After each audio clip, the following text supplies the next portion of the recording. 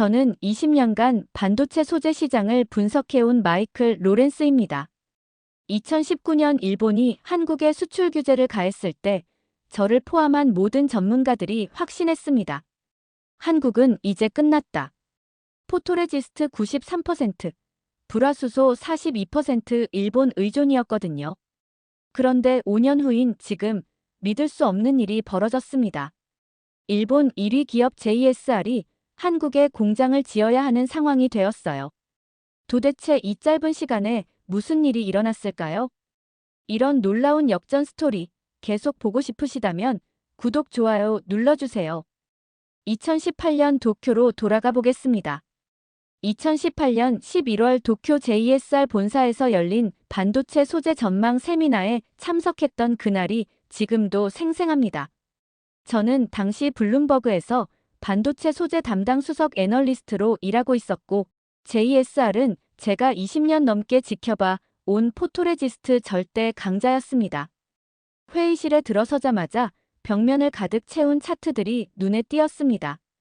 전 세계 포토레지스트 시장에서 JSR이 28% 점유율로 부동의 1위, 도쿄응화공업이 26%로 2위, 시네츠화학이 23%로 3위를 차지하고 있었습니다. 일본 기업 5개사가 무려 94%의 시장을 독점하고 있는 상황이었죠. JSR의 다케다 히로시 전무가 프레젠테이션을 시작했습니다. 그는 매우 자신감 있는 어조로 말했습니다. 한국 시장이 JSR에게 얼마나 중요한 고객인지, 그리고 앞으로도 계속 그럴 것이라고 강조했어요. 당시 삼성전자와 SK하이닉스가 JSR 포토레지스트의 최대 구매처였거든요. 가장 인상 깊었던 건 다케다 전무가 보여준 수치였습니다. 한국이 JSR에 지불하는 포토레지스트 구매액은 연간 약 5천억 원 수준이었지만 이 소재로 만든 한국 반도체의 전 세계 수출액은 무려 170조 원에 달했습니다. 34배의 부가가치를 창출하는 핵심 소재를 일본이 완전히 장악하고 있었던 겁니다. 저는 그 순간 깨달았습니다. 아무리 삼성이나 SK하이닉스가 메모리 반도체에서 세계 1위를 차지해도 결국 일본의 소재 없이는 아무것도 할 수 없다는 사실을 말이에요. 마치 아무리 훌륭한 요리사라도 재료가 없으면 요리를 할 수 없는 것과 같았습니다. 세미나가 끝난 후 다케다 전무와 개별 미팅을 가졌습니다. 그는 제게 이렇게 말했어요. 한국 기업들이 JSR의 기술을 따라잡으려면 최소 20년은 걸릴 것이고 그마저도 불가능할 거라고 했습니다. 포토레지스트 제조에는 수천 가지 화학 물질의 정밀한 배합과 온도, 습도 조절이 필요한데 이런 노하우는 하루아침에 축적될 수 없다는 이유였죠. 실제로 당시 한국의 포토레지스트 자급률은 고작 7%에 불과했습니다. 불화수소는 58%, 불화폴리이미드는 55% 정도였지만 가장 핵심적인 포토레지스트만큼은 거의 전량을 일본에 의존하고 있었어요. 특히 최첨단 공정에 필요한 극자 외선용 포토레지스트는 100% 일본산이었습니다. 호텔로 돌아가는 택시 안에서 저는 보고서 초안을 작성했습니다. 제목은 한국 반도체의 아킬레스건, 소재 의존의 위험성이었어요. 하지만 그 위험성이 현실이 될 가능성은 거의 없다고 판단했습니다. 일본과 한국은 경제적으로 너무 밀접하게 연결되어 있었고 일본이 굳이 이런 황금알을 낳는 거위를 해칠 이유가 없다고 생각했거든요. 그날 밤 도쿄의 고층 호텔에서 내려다본 도시의 불빛들이 마치 일본 반도체, 소재 산업의 찬란한 미래를 상징하는 것처럼 느껴졌습니다. JSR을 비롯한 일본 소재 기업들의 기술력과 시장 지배력은 절대 흔들릴 수 없을 것 같았어요. 하지만 저는 몰랐습니다. 불과 몇 달 후 모든 것이 뒤바뀔 사건이 일어날 것이라는 사실을 말이에요. 일본이 스스로 이 완벽한 생태계를 흔들어 놓게 될 줄은 꿈에도 생각하지 못했습니다. 그때만 해도 저는 확신했습니다. 한국 반도체 산업의 운명은 영원히 일본의 손안에 있을 것이라고 말이에요. 2019년 7월 4일 오전, 저는 뉴욕 사무실에서 평소와 같이 아시아 시장 리포트를 작성하고 있었습니다. 그런데 일본 경제산업성에서 발표된 긴급 보도자료 하나가 모든 것을 바꿔놓았어요. 일본 정부가 한국에 대한 반도체 핵심 소재 3개 품목의 수출 절차를 강화한다는 내용이었습니다. 포토레지스트, 불화수소, 불화폴리이미드를 기존의 일반 포괄허가에서 개별허가로 전환하겠다는 발표였죠. 저는 처음에 그 의미를 완전히 이해하지 못했습니다. 하지만 곧 업계 전체가 발칵 뒤집혔습니다. 제 휴대폰은 아시아 각지의 고객들과 동료들의 전화로 쉴 새 없이 울렸어요. 모두가 똑같은 질문을 했습니다. 이게 정말 현실인지, 한국 반도체 산업에 어떤 영향을 미칠지 알고 싶어 했거든요. 저는 급히 JSR 본사에 전화를 걸었습니다.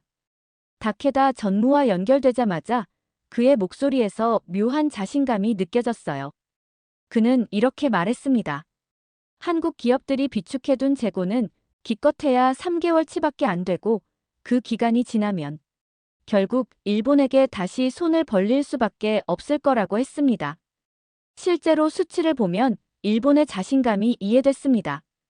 2019년 상반기 기준으로 한국의 대일본 포토레지스트 수입 의존도는 92%에 달했습니다.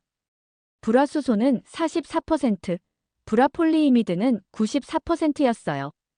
특히 삼성전자와 SK하이닉스가 사용하는 최첨단 극자 외선용 포토레지스트는 100% 일본산이었습니다. 하지만 며칠 후 서울에서 들려온 소식은 예상과 달랐습니다. 삼성전자와 SK하이닉스가 각각 긴급 태스크포스를 구성했다는 것이었어요.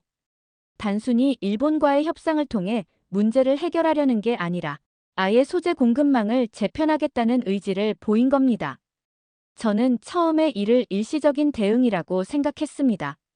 한국 기업들이 압박감을 이용해 더 좋은 조건을 얻어내려는 협상 전술 정도로 봤거든요. 실제로 반도체 소재 개발에는 엄청난 시간과 비용이 들어가기 때문에 단기간에 대체제를 찾는다는 건 거의 불가능에 가까웠습니다. 그런데 8월에 한국 정부가 발표한 내용을 보고 생각이 바뀌기 시작했습니다. 소재 부품 장비 경쟁력 강화 대책이라는 이름으로 추가 경정 예산 2,485억 원을 투입하겠다고 발표한 겁니다. 이는 단순한 정치적 제스처가 아니라 진짜 장기 투자를 시작한다는 신호였어요. 더 놀라운 건 한국 기업들의 움직임이었습니다. 솔브레인이라는 중견 화학 기업이 갑자기 불화수소 생산 공장 건설을 발표했어요. SK머티리얼즈도 초고순도 불화수소 개발에 뛰어들었습니다. 동진세미켐은 포토레지스트 국산화 프로젝트를 시작했고요. 저는 이 모든 움직임을 지켜보면서 혼란스러웠습니다. 20년간 일본이 쌓아온 기술 우위를 한국이 정말 단기간에 따라잡을 수 있을까요? 아니면 이는 무모한 도전에 불과한 걸까요? 그해 말 JSR의 실적 발표를 들어보니 흥미로운 변화가 있었습니다. 한국 향 수출이 예상보다 큰 폭으로 감소하지 않았어요. 개별허가 절차가 복잡하긴 했지만 아예 수출이 중단된 것은 아니었거든요. 다케다 전무는 여전히 자신만만했습니다. 한국의 국산화 시도는 결국 실패할 것이고 머지않아 다시 일본에 의존하게 될 거라고 말했어요. 하지만 저는 한 가지 징조를 놓치지 않았습니다. 한국 정부와 기업들의 움직임에서 예전과는 다른 절박함과 체계성이 느껴졌던 거예요. 이것이 단순한 위기 대응이 아니라 산업 구조 자체를 바꾸려는 근본적인 시도일 수도 있겠다는 생각이 들었습니다. 2019년이 저물어갈 때 저는 내년에 아시아 반도체 소재 시장에서 어떤 변화가 일어날지 몹시 궁금했습니다. 과연 한국의 도전이 성공할 수 있을까요? 아니면 일본의 예상대로 무너져 내릴까요? 그때만 해도 저는 몰랐습니다. 2020년부터 벌어질 일들이 업계 전체의 상식을 완전히 뒤바꿔 놓게 될 것이라는 사실을 말이에요. 2020년 1월, 저는 충남 공주에 있는 솔브레인 공장을 직접 방문했습니다. 한국 기업들의 소재 국산화 시도가 정말 진짜인지 확인하고 싶었거든요. 공장에 도착했을 때 제가 본 광경은 정말 놀라웠습니다. 솔브레인이 불과 6개월 만에 12N급 초고순도 액체 불화수소 생산 공장을 완공한 것이었어요. 12N급이라는 건 순도가 99.999999999%라는 뜻입니다. 이는 일본 스텔라 케미파나 모리타 화학과 동일한 수준이었죠.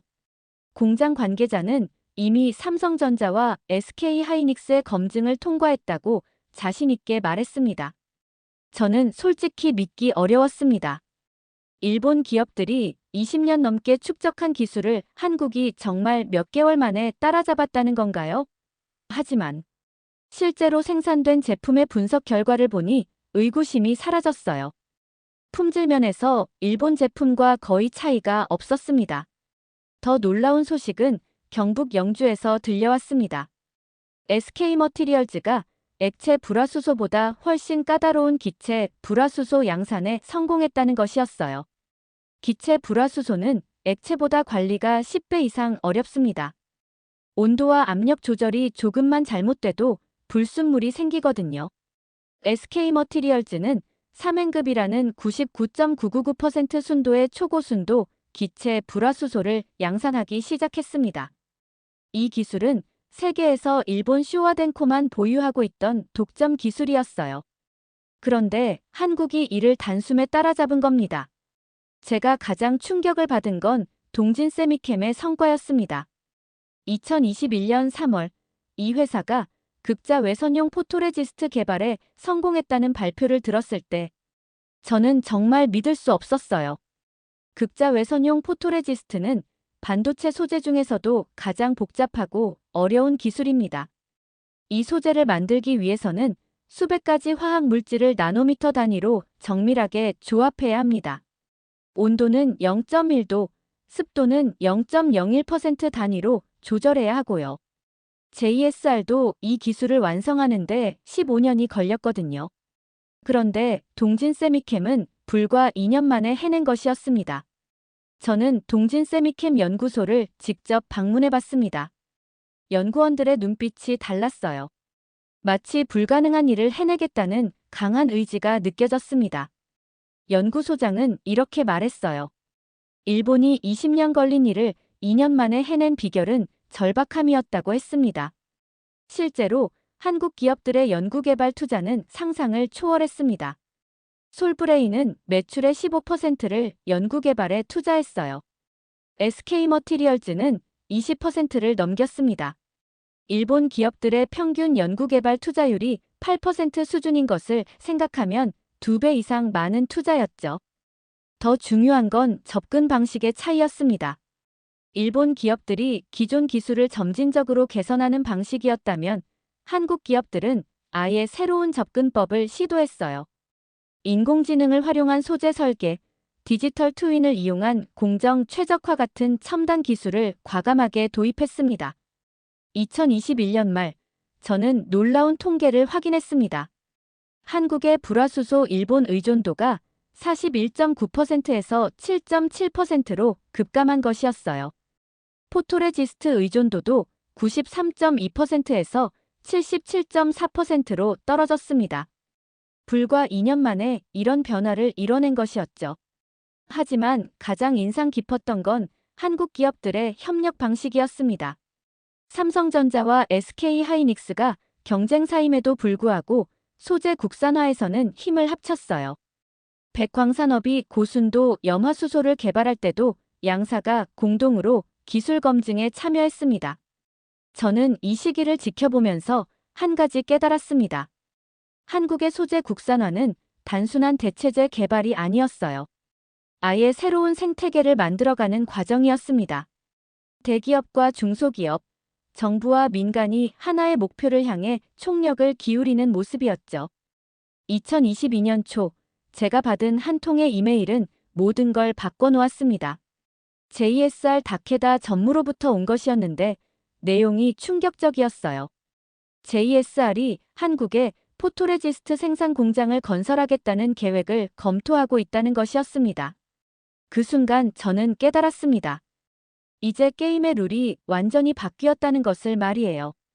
더 이상 한국이 일본에 의존하는 구조가 아니라 오히려 일본이 한국 시장을 놓치지 않기 위해 애쓰는 상황이 된 겁니다. 이건 단순한 기술 추격이 아니었습니다. 반도체 소재 생태계의 근본적인 권력 이동이 시작된 것이었어요. 2022년 3월 16일, 저는 인천 송도에서 벌어진 상황을 직접 목격했습니다. 일본 도쿄응화공업이 급하게 건설한 극자 외선용 포토레지스트 생산 라인이 본격 가동을 시작한 날이었어요. 이 광경을 보면서 저는 정말 아이러니하다는 생각이 들었습니다.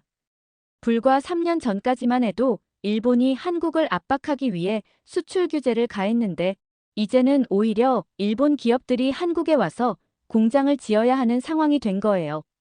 마치 포위 공격을 하던 군대가 오히려 성 안으로 들어가서 살아야 하는 상황과 같았습니다.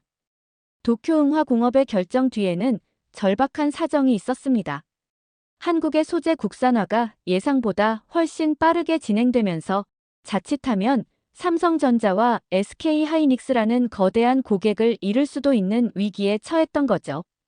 특히 동진세미캠이 극자 외선용 포토레지스트 개발에 성공하면서 위기감이 극도로 높아졌습니다. 더 충격적인 소식은 JSR에서 들려왔습니다. 다케다 전무가 제게 보낸 이메일에는 믿기 어려운 내용이 담겨 있었어요. JSR이 충북 청주 오창에 있는 기존 디스플레이 소재 공장을 확장해서 반도체용 포토레지스트 생산 라인을 추가하겠다는 계획이었습니다. JSR은 세계 포토레지스트 시장 점유율 28%를 차지하는 절대적 1위 기업이었습니다. 그런 회사가 고객 현지에 생산 기지를 만든다는 건 정말 이례적인 일이었어요. 마치 맥도날드가 특정 도시의 햄버거 시장을 잃지 않기 위해 그 도시에만 특별한 레시피로 매장을 내는 것과 같았죠. 저는 JSR의 결정 배경을 더 자세히 파악하기 위해 업계 관계자들을 만났습니다. 그들이 털어놓은 이야기는 정말 놀라웠어요. 삼성전자가 JSR에게 명확한 메시지를 전달했다는 것이었습니다. 앞으로는 공급 안정성이 보장되지 않는 소재는 사용하지 않겠다는 입장이었죠. 이는 JSR 입장에서는 치명적인 위협이었습니다. 삼성전자는 JSR 매출의 25% 이상을 차지하는 최대 고객이었거든요. 만약 삼성이 JSR 제품 사용을 중단한다면 회사 전체가 큰 타격을 받을 수밖에 없었어요. 더욱 당황스러운 건 한국 정부의 정책 변화였습니다. 소재 부품 장비 특화 단지를 조성하면서 해외 기업들에게도 파격적인 인센티브를 제공했어요. 토지 임대료 50% 할인, 법인세 감면, 연구개발비 지원까지 해주겠다고 했습니다. 이는 일본 기업들에게 한국에 와서 함께 경쟁하자는 메시지나 다름없었어요. 저는 이 상황을 지켜보면서 게임의 룰이 완전히 바뀌었다는 걸 깨달았습니다. 예전에는 일본이 기술과 소재를 독점하고 한국이 이를 구매하는 일방적인 관계였어요. 하지만 이제는 한국이 선택권을 가지게 된 겁니다. 2022년 하반기, 더욱 극적인 상황이 벌어졌습니다. 일본의 또 다른 포토레지스트 업체인 도쿄오카 공업도 한국 인천 공장의 생산량을 2배로 늘리겠다고 발표한 것이었어요. 심지어 극자 외선용 포토레지스트까지 한국에서 직접 생산하겠다고 했습니다. 이런 변화를 보면서 저는 한 가지 흥미로운 패턴을 발견했습니다. 일본 기업들이 한국에서 생산하는 제품들의 품질이 일본 본사 제품과 거의 동일하다는 점이었어요. 이는 기술 이전의 수준이 단순한 조립이나 가공이 아니라 완전한 현지화라는 의미였습니다. 더 놀라운 건 공급망의 변화였습니다. 한국에서 생산된 일본 기업의 소재들이 이제 중국이나 동남아시아로도 수출되기 시작한 것이었어요. 한국이 일본 소재의 아시아 허브 역할을 하게 된 겁니다. 업계 전문가들은 이를 두고 역사적 아이러니라고 평가했습니다. 일본이 한국을 압박하기 위해 시작한 수출 규제가 오히려 일본 기업들을 한국으로 끌어들이는 결과를 낳은 거예요. 마치 적을 물리치려다 오히려 적의 영토로 들어가야 하는 상황이 된 것 같았습니다. 저는 이 변화를 보면서 국제 비즈니스의 복잡함을 다시 한번 깨달았습니다. 정치적 갈등이 경제적 이해관계를 압도할 수는 없다는 것이었어요. 결국 기업들은 생존을 위해 가장 합리적인 선택을 할 수밖에 없었습니다. 2023년 초, 저는 한국 반도체 소재 전시회에 참가했습니다. 그곳에서 본 풍경은 정말 상징적이었어요. 일본 기업들의 부스 대부분이 메이드 인 코리아 제품들을 전시하고 있었습니다. 한국에서 생산된 일본 기술의 소재들이었죠. 그 순간 저는 확신했습니다. 이제 반도체 소재 생태계의 중심이 일본에서 한국으로 이동하고 있다는 것을 말이에요. 일본이 시작한 수출 규제가 오히려 한국을 새로운 글로벌 소재 허브로 만들어가고 있었습니다. 이는 단순한 생산 기지 이전이 아니었습니다. 산업의 헤게모니 자체가 바뀌는 역사적 순간이었어요. 2023년 9월 샌프란시스코에서 열린 국제 반도체 소재 컨퍼런스에서 저는 역사적인 순간을 목격했습니다. 네덜란드 ASML의 구매 담당 부사장이 발표한 내용이 업계 전체를 경악시켰거든요. ASML이 앞으로 극자외선 노광장 비용 소재 조달을 일본뿐만 아니라 한국에서도 적극적으로 확대하겠다고 발표한 것이었습니다. ASML은 극자외선 노광장비의 독점 공급업체입니다. 이 회사가 한국 소재를 인정했다는 것은 곧 한국의 기술력이 글로벌 스탠더드에 도달했다는 의미였어요. 발표가 끝나자 회장 곳곳에서 탄성이 터져 나왔습니다. 더욱 충격적인 건 대만 TSMC의 발표였습니다. 세계 최대 파운드리 업체인 TSMC가 한국산 포토레지스트와 불화수소를 정식 승인했다는 내용이었어요. TSMC는 세계에서 가장 까다로운 품질 기준을 가진 회사로 유명합니다. 그런 회사가 한국 소재를 인정했다는 건 정말 대단한 일이었죠. 저는 그 자리에서 JSR 다케다 전무의 표정을 지켜봤습니다. 평소에 자신만만한 모습은 온데간데 없고 매우 굳은 표정을 짓고 있었어요. 컨퍼런스가 끝난 후 그와 짧은 대화를 나눴는데 그의 말투에서 깊은 위기감이 느껴졌습니다. 실제로 수치로 확인해 보니 변화는 더욱 극적이었습니다. 2023년 한국의 불화수소 일본 의존도는 7.7%까지 떨어졌어요. 2018년 41.9%에서 무려 34.2%포인트나 감소한 것이었습니다. 포토레지스트 의존도도 93.2%에서 50% 이하로 급감했죠. 하지만 더 놀라운 건 역방향 흐름이었습니다. 한국 기업들이 일본 시장에 진출하기 시작한 것이었어요. 솔브레인이 일본 반도체 기업에 불화수소를 수출하기 시작했고 동진세미캠도 일본 디스플레이 업체들과 포토레지스트 공급 계약을 체결했습니다. 저는 이 상황을 보면서 정말 역사가 뒤바뀌는 걸 실감했습니다. 불과 5년 전까지만 해도 한국이 일본의 소재를 구걸하던 입장이었는데 이제는 오히려 한국이 일본의 소재를 수출하는 상황이 된 거예요. 2024년 초 더욱 극적인 소식이 들려왔습니다. 일본 정부가 산업혁신투자기구를 통해 JSR을 1조 엔에 인수한다고 발표한 것이었어요. 이는 JSR이 한국과의 경쟁에서 밀리면서 경영에 어려움을 겪고 있다는 방증이었습니다. JSR 인수 소식을 들은 저는 정말 감회가 새로웠습니다.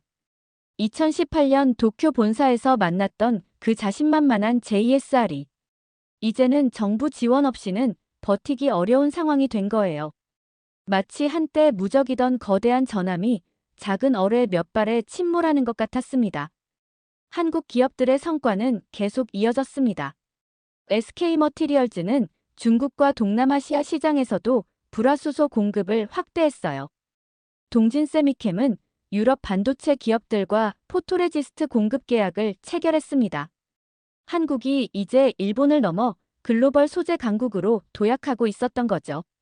가장 상징적인 사건은 2024년 6월에 일어났습니다. 엔비디아가 차세대 인공지능 칩 생산을 위해 한국산 극자 외선용 포토레지스트를 정식 승인한다고 발표한 것이었어요. 엔비디아는 현재 전 세계에서 가장 주목받는 반도체 회사입니다. 그런 회사가 한국 소재를 선택했다는 건 정말 의미가 컸죠.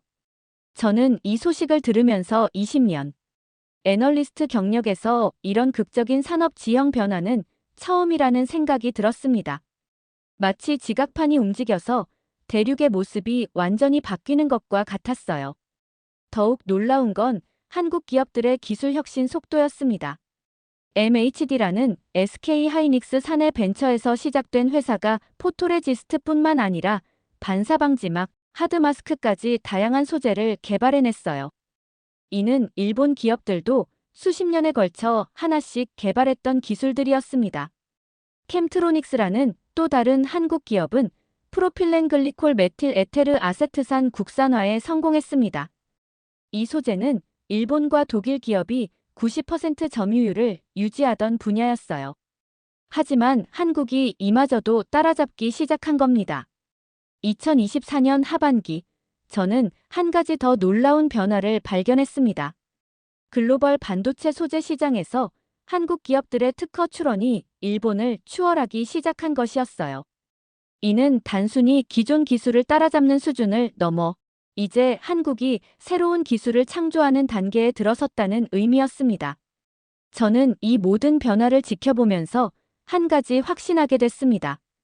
이제 반도체 소재 분야에서 한국과 일본의 위치가 완전히 바뀌었다는 것이었어요. 한국이 더 이상 일본의 기술을 따라가는 추격자가 아니라 오히려 새로운 길을 제시하는 선도자가 된 것 같았습니다. 가장 상징적인 장면은 2024년 말 서울에서 열린 국제 반도체 소재 심포지엄이었습니다. 전 세계 주요 반도체 기업들의 구매 담당자들이 한국 기업들의 부스에 몰려들었어요. 반면 일본 기업들의 부스는 상대적으로 한산했습니다. 그 순간 저는 깨달았습니다. 역전이 완료되었다는 것을 말이에요. 2025년 1월, 저는 서울 코엑스에서 열린 국제 반도체 소재 전시회를 마지막으로 방문했습니다. 그곳에서 본 풍경은 지난 7년간의 변화를 한눈에 보여주는 완벽한 요약이었어요. 한국관에는 전 세계 바이어들이 구름대처럼 몰려들었습니다. 솔브레인, SK머티리얼즈, 동진세미캠, MHD까지 한국 기업들의 부스마다 상담을 위해 줄을 선 글로벌 고객들로 북적였어요.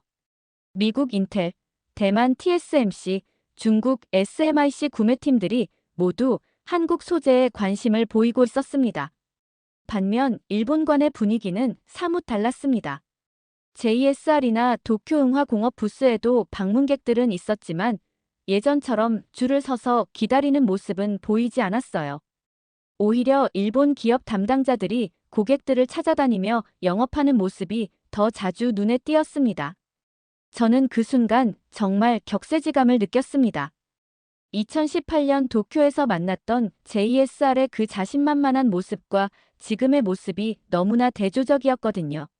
마치 왕좌에서 내려온 왕이 신하들 사이를 헤매는 것 같았어요. 전시회 둘째 날, 저는 더욱 인상 깊은 장면을 목격했습니다. 한국의 한 중소기업 부스에서 일본 대기업 임원이 정중하게 머리를 숙이며 인사하는 모습이었어요. 불과 몇 년 전까지만 해도 상상할 수 없었던 일이었습니다. 이 변화를 수치로 확인해 보니 더욱 놀라웠습니다. 2024년 한국의 반도체 소재 자금률이 75%에 도달했다는 것이었어요. 2018년 20%에서 불과 6년 만에 55%포인트나 상승한 것이었습니다. 특히 핵심 소재인 포토레지스트는 자금률이 60%를 넘어섰죠. 더욱 의미 있는 변화는 무역 수지였습니다. 한국의 반도체 소재 무역 수지가 사상 처음으로 흑자를 기록한 것이었어요. 이제 한국이 소재를 수입하는 것보다 수출하는 양이 더 많아진 겁니다. 완전한 역전이었죠.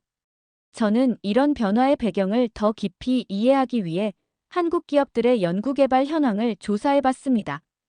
결과는 정말 놀라웠어요. 한국 반도체 소재 기업들의 평균 연구개발 투자 비율이 매출의 18%에 달했습니다. 이는 일본 기업들의 평균 8%보다 2배 이상 높은 수준이었어요.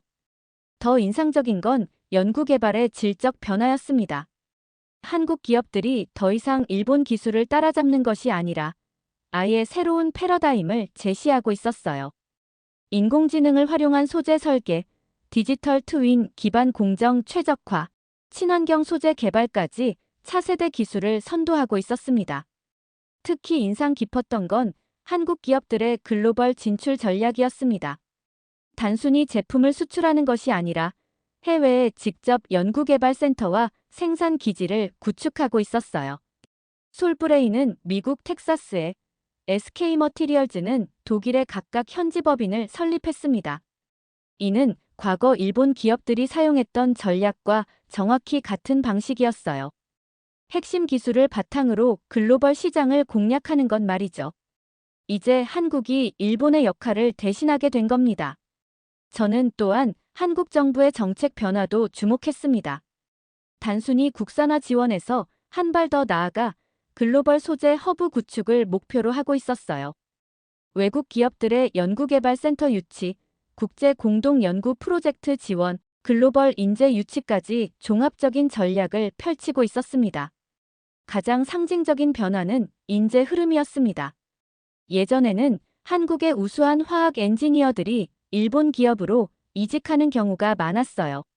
하지만 이제는 오히려 일본의 소재 전문가들이 한국 기업으로 스카우트되고 있었습니다. 실제로 JSR과 스미토모 화학에서 근무했던 일본인 연구원 몇 명이 한국 기업으로 이직했다는 소식을 들었어요. 이들은 한국 기업의 더 나은 연구 환경과 성장 가능성에 매력을 느꼈다고 했습니다. 전시회 마지막 날, 저는 한 가지 더 인상 깊은 장면을 목격했습니다. 한국의 젊은 연구원이 일본의 베테랑 엔지니어에게 새로운 소재 기술을 설명하는 모습이었어요. 일본 엔지니어는 마치 학생처럼 열심히 메모를 하며 듣고 있었습니다. 그 순간 저는 확신했습니다. 이제 반도체 소재 분야에서 한국이 완전한 주도권을 잡았다는 것을 말이에요. 단순히 시장 점유율의 변화가 아니라 기술 리더십 자체가 넘어간 것이었습니다. 미래를 전망해보면 이런 추세는 더욱 가속화될 것 같습니다. 한국은 이미 차세대 반도체 소재 연구에서 글로벌 선두를 달리고 있어요. 특히 인공지능 반도체용 특수 소재, 양자 컴퓨터용 소재, 친환경 반도체 소재 분야에서 혁신을 이끌고 있습니다. 20년간 반도체 소재 시장을 지켜본 애널리스트로서 이런 극적인 변화를 목격할 수 있어서 정말 영광이었습니다. 일본이 수십 년간 쌓아온 소재 왕국의 왕관이 한국으로 넘어가는 역사적 순간을 생생하게 지켜볼 수 있었거든요. 이제 전 세계가 한국을 주목하고 있습니다. 소재 기술의 새로운 메카로서 말이에요. 한국의 반도체 소재 독립은 단순한 기술, 추격의 성공을 넘어 새로운 글로벌 스탠더드를 제시하는 역사적 성취였습니다. 이렇게 해서 일본의 반도체 소재 독점에서 한국의 완전한 역전까지 놀라운 7년간의 여정이 마무리됩니다. 20년 애널리스트 경력에서 이런 극적인 산업 지형 변화를 목격한 건 처음이었어요. 불가능해 보였던 기술 격차를 2년 만에 따라잡고 오히려 일본을 추월해서 새로운 글로벌 스탠더드를 제시하는 한국의 저력이 정말 놀라웠습니다. 이런 일본과 한국의 숨겨진 경쟁 이야기들 더 보고 싶으시다면 구독, 좋아요 눌러주세요. 다음에는 또 어떤 놀라운 역전 드라마로 찾아뵐지 기대해 주시기 바랍니다. 구독자님들, 오늘 사연 중 가장 인상 깊은 부분을 댓글로 공유해 다른 분들과 함께 의견 나눠보세요. 저도 읽어보며 소통하겠습니다.